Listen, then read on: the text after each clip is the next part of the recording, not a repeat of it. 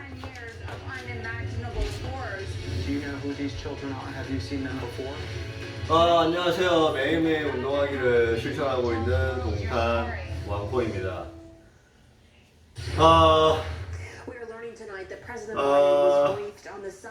우선 어제 운동 안 했어.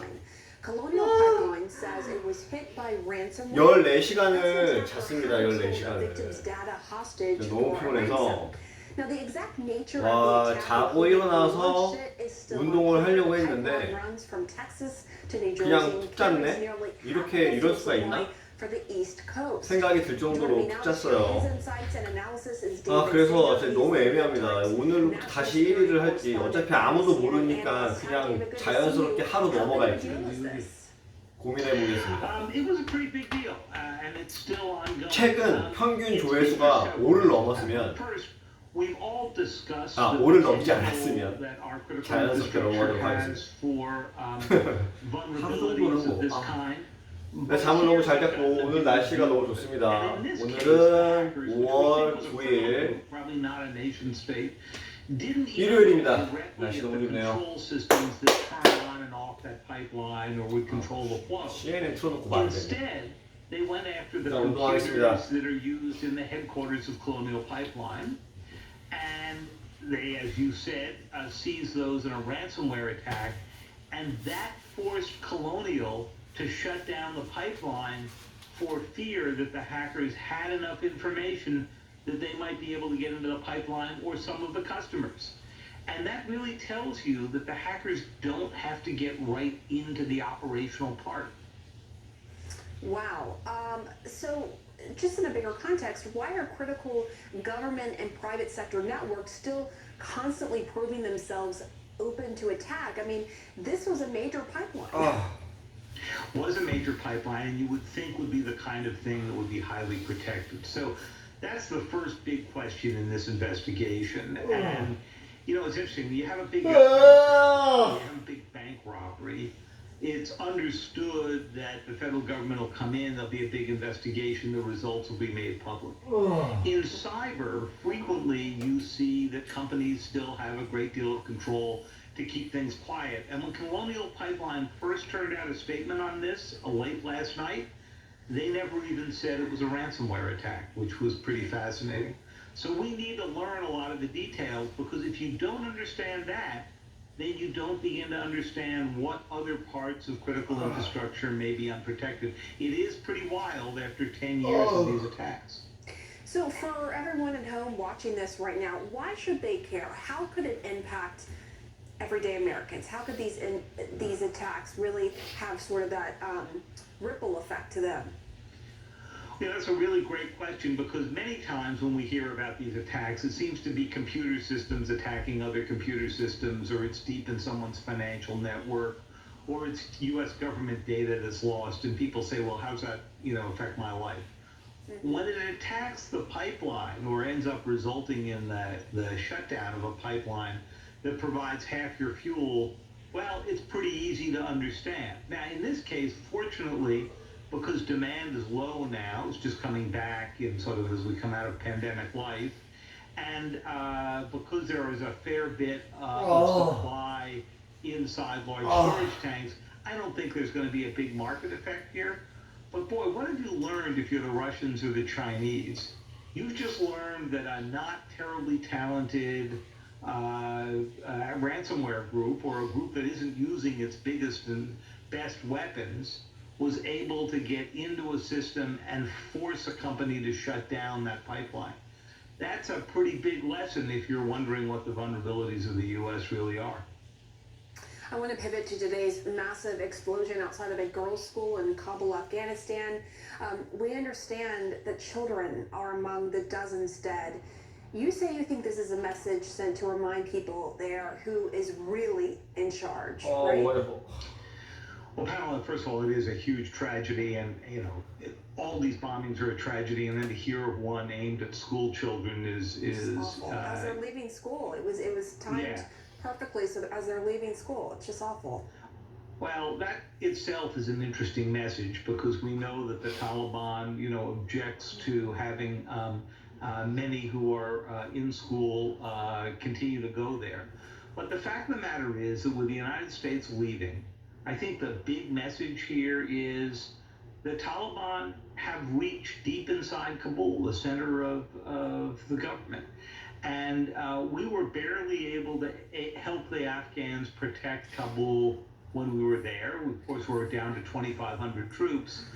But once we're gone after September 1st, it's just a civil war. And it's not one that we're likely to get more deeply involved in because we haven't really been able to affect these outcomes in 20 years. All right, we'll leave it there. David Sanger, thank you so much as always. Thank you, Pamela. Great to be with you. Well, major unrest tonight in Jerusalem as tensions rise over the possible eviction of Palestinian families. At least 64 people were hurt in clashes between Palestinians and Israeli police. This is according to the Palestinian Red Crescent. Now, all of those injured are Palestinian. Most were hurt by rubber bullets or stun grenades. Israeli police said they began dispersing the crowd after protesters started throwing objects at them. Just last night, clashes at a mosque left more than 200 people injured. Well, don't go anywhere because we have got all of your COVID questions covered. Dr. Peter Hotez is ready for your quick-fire questions. When we come back, you're not going to want to miss this. Stay with us. I'm Clarissa Ward. I'm Monica Sood. I'm Sam Palin. In New Delhi. In Delhi. And this is CNN. It's one of the greatest albums ever made. There's too many of you to cry. Marvin Gaye's groundbreaking What's Going On. His melodies were like a voice of cry. It was the first time that I understood poetry. 50 years later, why is it an anthem for a new generation? There's prophecy, man. What do you think Marvin would think about what's going on? A CNN special, What's Going On, Monday on CNN. All new African Voices Changemakers. Create opportunities. Impact communities. Transform lives. Meet a Nigerian taking Hollywood by storm and a South African making millions groove. I think people are hungry, starving for variety in your storytelling. Yeah, this is proof. African Voices Changemakers, only on CNN. We live in an unpredictable environment. My show brings you the latest news and top news makers. Oman Hall, Tuesday to Saturday on CNN.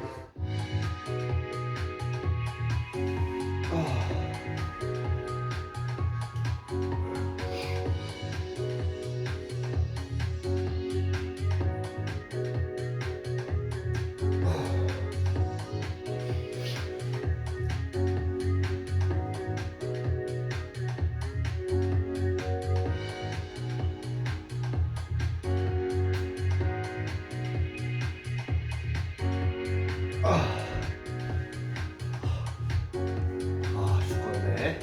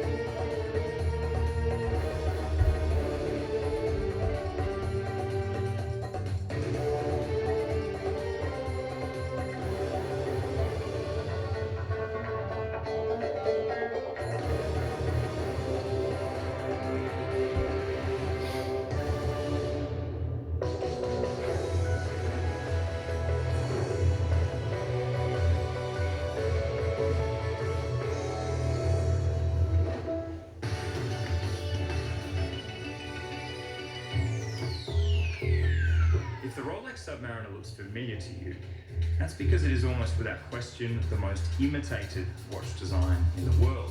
It was first released in 1954 at the Basel World Watch Fair, and this was very much a dive watch. Of course, it's become a luxury staple over time. We have a rotating external bezel, we have a dark dial, we have luminous indices. All of these things made it attractive for divers like Jacques Cousteau, who wore the watch in his film The Silent World. Of course, this utilitarian dive tool graduated to a style icon when Sean Connery wore it in Dr. No, a James Bond film from 1962. It is the greatest value-retaining watch on the market, meaning that in every year since its release, it has inflated in price and in value. This is CNN. More people get their news from CNN than any other news source. A coronavirus variant is ravaging India, and I've heard from viewers concerned about how effective our vaccines will be against that threat. Earlier tonight, I spoke with White House Senior Advisor for COVID Response, Andy Slavitt, and he said those fears could be put to bed soon. And I think we're going to see data come out even in the coming weeks on this, the coming week, I should say. I've seen some early data, which actually is quite relieving and confirming that shows that this variant, while 가슴 운동을 심하게 안 한 것 같은데 왜 이렇게 안 해주겠지? is not nearly as troublesome as, say, for example, the South African variant. Therefore, it looks like we're going to get very good levels of protection from our current vaccines. I think we'll see that confirmed over the coming week. But Americans should expect that if they're not vaccinated, they're going to be more exposed. If they are vaccinated, I think they can look at these variants and there's going to be very good levels of protection so far. So just to recap, we could see data soon in the coming week that shows the U.S. vaccines, Pfizer, Moderna, and Johnson & Johnson, that they are, it's encouraging news that they are pretty effective against the variant that's spreading in India. Okay, well, we'll be looking out for that data for sure. It's encouraging. Dr. Peter Hotez joins us now to help answer all of your COVID questions. He's a professor of Dean of Tropical Medicine at Baylor College of Medicine. Dr. Hotez, great to see you. Thank you so much for joining us for this lightning round of questions for our viewers. I mean, we've got so many smart ones, so I want to make sure we get to the ones, all the ones that we can. The first one is about interacting with people who choose not to be vaccinated. This viewer asks, I have been fully vaccinated. I have 2 coworkers who are choosing not to, one for political reasons and the other has been swayed by the anti-vaxxers. Am I more of a danger to them or them to me? Actually, the real answer is the 2 unvaccinated coworkers are a danger to each other. So the person who's vaccinated has more than a 90% reduced risk of getting either symptomatic illness or actually documented infection, including asymptomatic transmission. So, it's not perfect, and we'd like to bring transmission down, but the real risk are those 2 other individuals to each other, so they are extremely vulnerable. So let's talk about masks and variants. Wearing a mask is being lifted, right, those mandates, but I'm concerned that although certain variants have been tested against the current vaccines, there are undetected variants that may penetrate the vaccines and use. I continue to wear a mask. What do you say to that? Well, the Pfizer-BioNTech vaccine and Moderna have pretty robust immunity if you've gotten 2 doses, even to the variants that have been studied so far. So Andy Slavitt mentioned that the India results will be coming out soon, the Maharashtra strain, the B1617. But look, the B117 variant from the UK, that's almost the same level of protection as the original lineage, around 90% or more. The South African one, which is always the most problematic, is around 72 to 75%. So I would guess the Indian one will probably come out somewhere in the middle. So still a high level of protection. Not perfect. And this is why the CDC has issued interim guidance in terms of slow lifting of masks, because they're trying to get that transmission down. Once we get transmission way down during the summer, then it becomes much safer not to wear masks at all. And that's the aspirational goal. All right, so heads up here, you're about to be asked to give a public service announcement in this one. What approach should I use to help convince hesitant friends and neighbors to be vaccinated without causing hard feelings or undue controversy? And what would HOTES include in a 30-second PSA campaign to boost vaccination rates?